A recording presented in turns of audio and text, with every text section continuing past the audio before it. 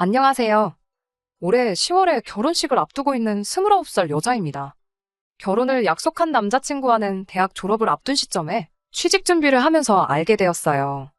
지금도 좋은 일자리 구하기 힘들다고 연일 뉴스에서 떠들지만 5년 전에도 좋은 직장 들어가는 건 하늘의 별 따기나 마찬가지였습니다. 대학만 가면 다 끝날 줄 알았는데 취직 준비하는 게 대입 시험 때보다 더 힘들더라고요. 목표한 점수까지 도달해도 취직이 될지 안 될지 확신할 수가 없다 보니 자격증이며 이런저런 조건을 채워도 서류조차 통과하지 않을 때도 있었으니 심리적으로 많이 힘들었어요. 남자친구는 그때 같이 취업 스터디하면서 알게 되었는데 어찌저찌 저랑 남자친구 둘 다 취직을 한 뒤에 다시 인연이 닿게 되면서 연인으로 발전하게 되었습니다. 그 당시 같이 목표하던 이름만 들어도 다 아는 대기업 그 회사는 아니었지만 그래도 적당히 서로 전공 살릴 수 있는 괜찮은 회사에 들어가게 되었어요. 월급은 대기업에 비할 건 아니지만 그래도 통계적으로 평균을 냈을 때 중간보다 더 잘 쳐주는 정도였고요. 사회초년생 때 시작한 연애다 보니 결혼에 대해서는 사실 딱히 생각해 본 적 없는데 그냥 그렇게 취직 이후로 쭉 오랫동안 만나게 되니 무르르듯 자연스럽게 결혼 이야기가 오고 가게 되었습니다. 남자친구가 저한테 먼저 이야기했던 게 있는데 요즘 부모님한테 손 벌려서 결혼하는 사람이 어디 있냐고. 모처럼 신혼부부를 위한 전세제도도 잘 되어 있는데 그냥 대출받아서 양가 부모님한테 손 벌리지 말고 결혼 준비를 하자고 했습니다. 저도 저희 부모님 형편을 어느 정도 알고 있다 보니 흔쾌히 그러자고 했는데 남자친구가 그 말을 꺼낼 때 좀 더 자세하게 물어볼 걸 그랬다는 후회가 바로 들었습니다. 남자친구가 5년 직장 생활하면서 모아놓은 돈이 4천만 원밖에 안 되었던 거예요. 그런데 저도 남자친구랑 같은 해에 회사 생활 시작했고 월급도 비슷했는데 저는 모아놓은 돈이 남자친구의 딱 2배였습니다. 그렇다고 남자친구랑 연애를 하면서 데이트 비용을 전부 남자친구가 부담했던 것도 아니었고요. 제가 모아놓은 돈이 2배나 넘는다는 사실을 알게 되니 남자친구가 적잖이 당황하더라고요. 제가 돈을 어째서 그것밖에 못 모았냐고 하니 인터넷에 검색해보라고. 현실적으로 5년 직장 생활에서 4천 모은 거면 잘 모은 편에 속한다고 하면서 자기 주변에는 자기보다 잘 모은 사람들이 한 명도 없다고 오히려 당당하게 나오는 거예요. 남자가 사회생활 하고 그러려면 돈쓸일도 있고 그러지 않겠냐고 제가 이해해야 한다고 하는데 솔직히 남자친구랑 오랜 기간 연애하면서 사람이 나쁜 사람이 아니란 것도 알고 있었고 가족만큼 편해졌기도 해서 결혼을 결심한 거긴 하지만 저렇게 뻔뻔하게 나오는 모습을 보니 결혼을 다시 생각해야겠다 하는 마음이 굴뚝 같더라고요. 연애할 때도 단점이라고 생각했던 게 꼭 자기를 주변에 어떤 상황과 비교를 할 때마다 꼭 자기보다 상황이 못한 사람들하고만 비교를 하고 싶어 했어요. 예를 들자면 모아놓은 돈 가지고 변명했던 걸 들 수 있겠네요. 자기가 알아보니 현실적으로 직장 생활하면서 1년에 1천만 원도 못 모으는 사람들이 부지기수다 하는 인터넷 게시물을 어디서 보고 저렇게 이야기하는 거였거든요. 그런데 조금만 더 검색해보면 직장 생활 5년 차에 1억을 모았네, 1억 5천을 모았네 하는 글들도 심심찮게 찾아볼 수 있었어요. 애초에 1억이나 모았을 거라곤 기대도 안 했지만 적어도 저랑 비슷하게는 모았을 거라 생각했는데 제 반밖에 안 되었으니 낭패였지요. 남자친구도 분위기 파악 정도는 할 줄 아는 사람이었으니 제가 심기가 불편하고 상황이 좀 안 좋게 돌아가는 걸 눈치챘나 봐요. 한동안 제 눈치를 그렇게 보면서 있었는데 며칠 지나지 않아서 목소리에 잔뜩 힘이 들어가서는 자기 부모님께서 자기 결혼할 때를 위해 모아둔 돈이 있으시다며 1억을 보태주시기로 했다 자랑처럼 이야기하더라고요. 먼저 부모님 손 안 벌리고 결혼하자던 사람이 상황이 급박해지니 부모님께 도움을 요청했다는 건 안 봐도 비디오였습니다. 그래도 그걸 가지고 따지지는 않기로 했어요. 남자친구 말 맞다나 갑자기 어디서 힘들게 구하신 것도 아니고 아들 장가 보낸다고 쭉 모아왔던 돈이라고 하니까 말입니다. 그런데 남자친구 쪽에서 남자친구가 모아놓은 돈은 차치하더라도 계획에는 없었던 1억이라는 큰 돈을 해주기로 했는데 저라고 저희 부모님 상황 힘든 거 알고 있지만 저희 쪽에서 아무것도 안 해가게 둘 수가 없더라고요. 저희 부모님한테 이 이야기를 했더니 저랑 같은 반응을 보이셨고 예비 사돈 댁에서 그렇게 보태는데 당신들도 가만히 있으면 그건 나중에 이야기 나올 수도 있다고. 일단 노후 자금으로 쓰신다고 적금을 여러 개 들어둔 게 있는데 그중 하나를 깨서라도 2천을 만들어주겠다 하셨습니다. 그럼 제가 모은 돈 8천에 부모님이 지원해준 돈 2천에서 1억을 해가는 거나 마찬가지니까요. 여전히 남자친구가 모아놓은 돈과 남자친구 집에서 지원해주기로 한 1억 4천보다는야 부족하지만 애초에 시작을 반반 결혼하기로 했던 것도 아니었고 부모님 도움 없이 하기로 했던 결혼이니 그게 그렇게 문제될 건 없겠다 싶었습니다. 그래서 총 2억 4천으로 결혼 준비를 하기 시작했지요. 2억 4천에 신혼부부를 위한 전세대출을 받아서 신혼집을 구하기로 했어요. 혹시 모를 주택 청약 당첨의 기대 때문에 조금이라도 목돈을 만들어두고 싶었고, 그래서 욕심내지 않고 집도 딱 신혼 때 몇 년 살기 괜찮은 정도로만 구하고, 혼수랑 결혼식 비용도 최대한 아껴보기로 결정을 했습니다. 혼수 같은 경우에는 나중에 저희가 전세 말고 자가로 집을 구하면 그때 가서 할부를 하든 뭐를 하던 간에 좋은 걸로 하면 되겠다는 생각이었거든요. 그렇게 하나둘씩 착착 결혼 준비 해나가고 있던 상황이었는데, 지난주에 데이트하고 있는데 남자친구가 말도 안 되는 헛소리를 하더라고요. 자기 부모님이 1억이라는 큰 돈을 보태주지 않느냐. 그러니까 앞으로 자기 부모님한테 알아서 잘해야 한다. 뭐 이런 식으로 말을 꺼내는 거예요. 다른 건 없고 한 달에 한 번 정도는 시어머니랑 같이 백화점이나 아울렛 같은데 쇼핑 좀 다녔으면 한다는 겁니다. 자기가 외동아들인데 어머니가 이따금씩 딸이 있었으면 좋겠다고 하셨다고. 이참에 제가 딸 같은 며느리 역할 좀 톡톡히 해주면 좋겠다고 하더라고요. 아버지도 무뚝뚝한 성격이고 자기도 아들이다 보니 잘해드리고 싶어도 같은 여자인 제가 하는 것만 하겠냐더라고요. 어머니가 자기한테 전화 오면 참 좋아하시는데 무뚝뚝한 아버지 닮아가지고 자기는 전화하는 게 불편하니까 자기 대신해서 안부 전화도 자주 드리면 좋겠다니 어쩌냐 하는데 무슨 생각을 가지고 저런 소리를 다 하고 있나 싶었습니다. 그러다 결정적으로 남자친구가 한마디를 더 보태는데 오만정이 다 뚝 떨어지더군요. 저보고 이제 여자친구가 아니고 며느리가 되는 거니까 시댁에 가면 불편한 티도 내지 말고 손님처럼 가만히 있지 말라는 겁니다. 왜 저런 이야기를 하나 했더니 결혼 허락 받으면서 예비 시댁에 들렀던 날 일에 대해서 말을 꺼내더라고요. 그래도 처음 인사드리러 간다고 해서 샤인머스켓 한 상자 사들고 인사드리러 갔었어요. 자리가 아무래도 어려운 자리다 보니 조금 어색하긴 했지만 최대한 자연스럽게 있으려고 노력했어요. 불편한 티는 최대한 내지 않으려고 노력했었는데 남자친구 눈에는 제가 많이 불편해하는 게 보였나 봐요. 이미 남자친구는 저희 집에 먼저 인사를 드렸고 그때 결혼 허락이고 다 받고 간단한 대화 몇 마디 나눴던 상황이었습니다. 적어도 남자친구가 저희 부모님께 인사드리러 왔을 때 물어보는 말에 로봇처럼 대답만 하고 뻣뻣하게 얼어붙어 있던 거 생각해보면 제가 그렇게 불편해했다고는 생각하지는 않았는데 사람마다 느끼는 게 다르니까 뭐 할 말은 없어요. 제가 가고 나서 무슨 이야기가 오고 갔길래 불편한 티를 냈다는지는 모르겠지만 손님처럼 가만히 있지 말라는 말은 무슨 말인지 짚고 넘어가야겠더라고요. 그러니까 남자친구가 대답이라고 한다는 소리가 그날 있었던 일을 가지고 걸고 넘어지더라고요. 자기 어머니가 식사 준비한다고 음식 차리고 있는데 가만 앉아만 있던 게 좀 보기 그랬다고 하는 거예요. 식사 끝나고 나서도 말이라도 설거지는 내가 하겠다 한마디 했으면 얼마나 보기 좋았겠냐고. 식사 끝나고 나서도 과일 몇 개를 내주셨는데 이젠 남자친구 어머니도 아니고 시어머니 되실 분이 과일을 자르고 계시는데 칼이라도 뺏는 신용이라도 했어야 한다는 거예요. 과일 이야기가 나와서 말인데 저도 그때 조금 서운했던 게 있었어요. 제가 샤인머스켓이며 이런저런 수입 과일들 여러 개를 사갔는데 솔직히 샤인머스켓 그거 예전만큼 비싸고 없어서 못 먹는 과일도 아닌데 제가 사간 과일들은 그대로 두고 어디 냉장고에 몇 달은 처박아 두신 건가 싶은 말라 비틀어진 사과 몇 개 썰어주신 게 전부였어요. 괜히 사간 거 생색내는 것 같아 아무 말도 안 하긴 했지만 서운했던 거 꺼내면 저도 한두 가지 아니지요. 당장 남자친구가 저희 집에 인사하러 왔을 때 빈손으로 왔던 거 하며 그런데 되려 지난 이야기 끄집어내가며 그땐 그랬고 저땐 저랬지 하며 앞으로 잘하라는 소리가 뭔가 싶더라고요. 그리고 여태까지 조용히 말 한마디 없다가 자기 부모님이 1억 보태주기로 했다고 큰 소리 떵떵 치는 것도 어이가 없었습니다. 남자친구한테 뭘 그런 것까지 미리 정해놓고 하느냐고. 결혼하면 며느리돌이 알아서 할 텐데 그렇게 대놓고 대리효도 강요하는 거? 솔직히 말해서 좀 꼴불견이라고 솔직하게 제 생각을 말했습니다. 그리고 당신은 얼마나 우리 집에 사위돌이 잘하려고 그런 부탁을 하느냐고 따졌더니 남자친구는 오만상을 찌푸리며 내가 왜? 라는 반응으로 나오더라고요. 그러면서 한다는 말이 너네 집에서는 2천 보태주는 데 비해 우리 부모님은 1억이나 해주시지 않냐고. 그러니까 도리를 해야 되는 건 내가 아니고 너라고 하면서 딱 잘라서 말을 하더라고요. 여태 너 하는 걸 보니 우리 부모님한테 그렇게 감사해야 하는 것 같지도 않아서 꺼낸 말이라며 결혼하면 알아서 잘하겠다고 회피하지 말고 노력하는 모습을 보이라네요.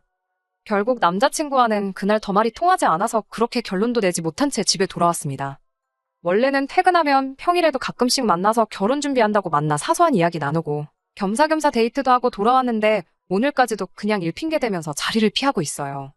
결혼 이야기 오고 간 지 얼마나 됐다고.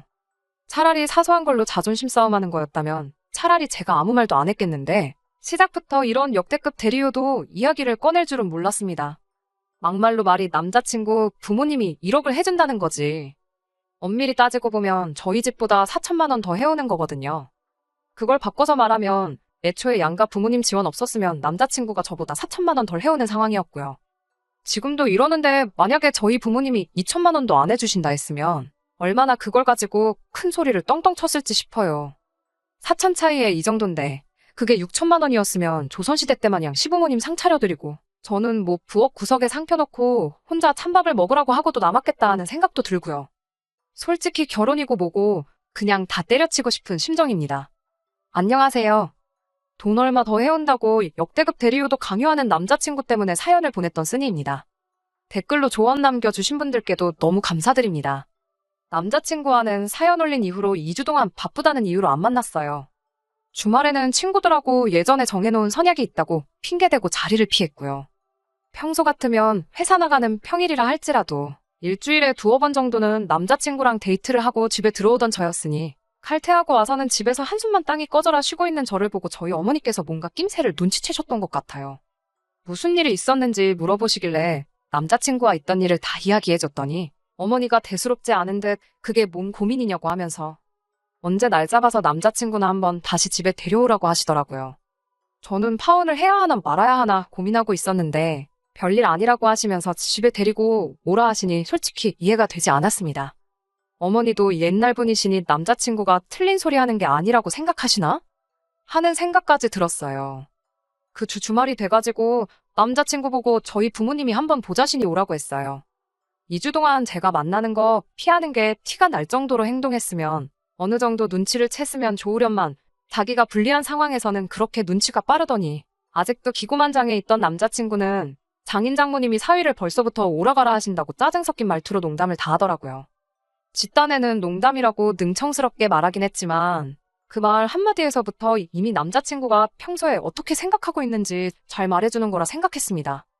그리고 저녁 시간 맞춰서 남자친구가 저희 집에 찾아왔는데 기대는 안 했지만 역시나 또 빈손으로 몸만 덜렁 왔더라고요. 제가 그걸 가지고 뭐라 한마디 했더니 저보고 괜찮겠냐고 자기가 뭐 사왔으면 또 벌써 2만 원만큼 결혼 비용에서 차이가 나지 않겠냐고 이죽거리는데 솔직히 한 대 걷어차주고 싶더라고요. 아무튼 그렇게 저희 집에서 부모님과 남자친구, 저 이렇게 넷이서 식사를 했습니다. 식사 끝나고 나서 어머니가 남자친구한테 할 이야기가 있으니 이쪽으로 와보라고 하시더라고요. 남자친구가 자리에 앉자마자 어머니가 통장 몇 개를 꺼내시는데 그 통장들은 부모님이 노후자금 하신다고 적금 여러 개 쪼개서 들고 있는 통장이었어요. 아직 만기가 한참 남은 것도 있고 그런데 대충 그 통장에 있는 돈만 합쳐보면 1억 3천 정도 되는 금액이 들어있었습니다. 그리고 어머니는 남자친구한테 이 돈을 결혼자금으로 주시겠다 하더라고요. 남자친구도 솔깃했을 거예요. 그 돈이면 신혼집 전세는 대출 따로 받을 필요 없이 구할 수 있었거든요. 아무리 이자가 싸도 아예 안 내는 것보다 쌀 수는 없잖아요. 어머니께선 그 통장을 모아들고는 남자친구한테 건네는 신용을 하면서 한마디 하시더라고요. 그럼 우리 집에서는 도합 1억 5천을 해주는 건데 앞으로 어떤 사위가 될 건가 한번 말해보라고 말이지요. 남자친구는 통장을 받아들이려고 뻗은 손을 공중에 멈춰서는 잔뜩 당황해서 시간이 정지한 것처럼 그대로 얼어붙어 있었습니다. 당황해서 한마디도 잊지 못하고 있던 남자친구를 두고 저희 부모님이 말씀하시기를 자네가 내 딸한테 무슨 이야기를 했는지 다 들었다고. 그런데 이제는 우리 집에서 돈을 더 해주는 상황이 되었으니 이제는 상황이 반대가 된 게 아니냐며 똑같이 해야 되는 거 아니겠냐 하더라고요. 저희 아버지가 토요일이 되면 새벽바람부터 등산을 가고 일요일에는 조기축구회에 나가세요. 그런데 등산이며 축구며 혼자 다니시니 적적하신 것 같아 보인다고. 남자친구 보고 앞으로 주말에는 등산이든 축구든 하나 골라서 장인하고 같이 다닐 수 있도록 하라고 하시더라고요. 원래도 회사에서 가끔씩 회식 대신에 주말에 등산을 가자고 불러내는 문화가 있다고 했는데 그때마다 등산이라면 아주 질색팔색을 하던 남자친구였거든요. 그런데 대뜸 이제는 등산을 빼도 박도 못하게 매번 가야 한다니. 그리고 부장님보다 더 멀게 느껴지는 예비장인과 한계라니 남자친구한테는 악몽과도 같았을 겁니다. 어머니는 이어서 말하시길 우리 집도 딸 한 명밖에 없어서 아들 있는 집 보면 부러웠는데 당신이 또 한깔끔 하는 성격이라 한 달에 한 번은 기분 전환으로 집안 가구 배치도 바꿔보고 대청소하면서 베란다 샤시 같은 것도 다 뜯어내서 물청소 싹 하고 싶었는데 아들이 없어서 그렇게 못하셨다고. 그러니까 앞으로 한 달에 한 번은 또 저희 집에 와서 대청소하는 걸 도우라고 하는 겁니다. 사위한테 처가에 와서 설거지를 시키겠냐, 밥빨래를 시키겠냐고. 그냥 힘쓰는 일 생기면 와서 그때그때 도와주면 좋겠다고 하시는데, 남자친구가 저한테 말한 며느리돌이라고 쓰고 식모살이라고 읽는 그것들을 그대로 똑같이 남자친구한테 해내라고 말하시는 거였지요. 남자친구는 어디서 꿀이라도 훔쳐먹고 온 건지 아직도 파른 통장 받아들으려고 뻗은 그대로 얼어붙어서는 아무 말도 못하고 쩔쩔매고 있더라고요. 그 꼴을 보는데 어찌나 속이 후련하던지. 그날 저녁에 남자친구한테 연락이 왔습니다. 그냥 우리 처음에 하기로 했던 대로 양가 부모님 지원 받지 말고 우리끼리 힘으로 하면 어떠겠냐고 말이지요. 저희 부모님이 더 해주시기로 한돈에 제 돈을 합치면 남자친구 쪽에서 해오는 돈하고 9천만 원 차이가 나잖아요. 그런데 저렇게 나오는 거 보니까 아마 시댁에서 비슷하게라도 그 돈을 맞춰서 반반 결혼을 시킬 여력도 안 되는 것 같더라고요. 그러니까 이제 한다는 소리가 아예 부모님 돈은 없던 걸로 하자는 거지요. 그 말을 들으니까 이 사람이 한심한 것도 있지만 여태까지 파혼하자고 말도 꺼내지 못해 전전긍긍하던 제가 다 한심해지더라니까요. 그냥 결혼은 없던 일로 하자, 파혼하자는 말이 턱끝까지 차올랐는데 한숨 돌리고서 참아냈습니다. 그리고 남자친구한테 그럼 부모님이 해주기로 한 돈은 있고 우리가 모은 돈만 가지고 결혼하자고 했습니다. 남자친구 목소리가 밝아지는 게 전화기 너머로도 느껴지더라고요. 안도의 한숨을 내쉬는 소리가 들리자마자 제가 한마디 더 했어요. 그러면 이제 내가 무려 4천만 원 더 가지고 오는 거니까 나한테 남편돌이 얼마나 잘할 거냐고요. 나도 쇼핑 좋아한다고 한 달에 한 번은 백화점 데려가서 좋은 거 사달라고 했지요. 꼭 명품일 필요 없다고 그냥 그때그때 갖고 싶은 거 말할 테니 그거 사주면 된다고 했습니다. 그리고 일 마치고 퇴근하고 집에 들어오면 피곤한 티 내지 말고 집안일부터 하라고 했어요. 요리는 할 줄 모를 테니까 식사 준비 정도는 내가 도와주겠다고. 대신 설거지 같은 뒷정리는 당신이 다 하고 식사 끝나고는 과일들 껍질 전부 직접 깎아서 바치라고 했지요. 요리는 못해도 과일 껍질 정도는 벗길 수 있잖아요. 제 말이 끝나기 무섭게 남자친구가 갑자기 왜 그러냐며 쩔쩔매기 시작하더라고요. 지가 분리할 때만큼은 눈치가 그렇게 빠르더니 이번에도 역시나 눈치를 챈 것 같더라고요. 그래서 남자친구한테 기억 안 나냐고 했어요. 당신 부모님이 이렇게 해주기로 했으니까 나한테 며느리 돌이라고 포장해서 강요했던 대리효도 목록을 나한테 적용시켜서 똑같이 말한 건데 뭐가 문제가 있냐고요. 당장 양가에서 부모님들이 지원해주기로 했던 돈 합쳤을 때 차이나는 4천만 원하고 내가 모은 돈과 당신이 모은 돈에서 차이나는 4천만 원하고 뭐가 다르냐고 했지요. 남자친구가 먼저 저에게 했고 저희 어머니가 남자친구한테 되갚아줬던 것처럼 저도 똑같이 눈에는 눈, 이에는 이로 한 방 먹여줬습니다. 남자친구가 다시 저희 집까지 찾아온다고 진심으로 사과할 테니 한 번만 용서해달라고 하는데 제가 고작 남자친구한테 사과 한마디 받자고 이렇게 쏟아낸 건 아니었지요. 그리고 그제서야 2주 동안 혼자 머리 싸매면서 고민했던 말을 직접 꺼내줄 수 있었습니다. 지금 이 시간부로 결혼은 물 건너간 거라고, 결혼은 물론이고 두 번 다시 우리 집 근처도 찾아오지 말라고, 앞으로 영영 얽히는 일 없이 남으로 살자고요. 남자친구가 파혼이 말처럼 그렇게 쉬운 거냐고. 자기한테 계속 한 번만 더 기회를 달라고 하길래 지금 청첩장이 나온 것도 아니고 어디 예식장 예약해놓은 것도 없는데 그때 가서 파혼하는 것보다, 그리고 결혼하고 나서 이혼하는 것보다 지금 없던 일로 하는 게 더 편하다고 해주고 앞으로 연락하지 말라는 말과 함께 전화 끊고 전화번호 차단해버렸습니다. 전화통화 나누는 10분간 속이 후련해가지고 그날 먹은 저녁이 벌써 다 소화가 된 것 같았어요. 전화 끝내고 나서 나오니까 어머니가 제 방문 앞에서 저를 기다리고 계시더라고요. 그리고는 저한테 잘했다고 한마디 해주시는데 그간 마음고생하던 게 날아가는 것 같아서 눈물까지 날 뻔했습니다. 어머니한테 그 적금들 엄마 아빠 노후자금 아니시냐고, 내가 혹시 그 돈 받아서 결혼하겠다고 들면 어떻게 하셨을 거냐 물으니 그건 네 결정이니 존중해줄 생각 없다 하시더라고요. 그리고선 하시는 말이 저를 그 정도 모질이로 키우진 않았고 현명한 결정 내릴 거 믿고 있었다고 하셨어요.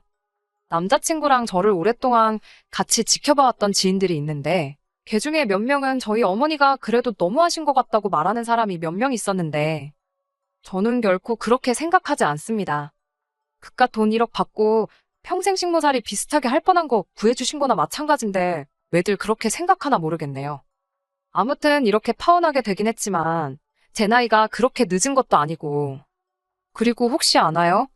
똥차가 가고 벤츠가 온다는 말도 있잖아요. 적어도 이제 제 눈으로 뭐가 똥차고 뭐가 벤츠인지는 구분할 수 있게 되었으니 제 스스로 좋은 선택 내릴 수 있을 거라고 믿어요.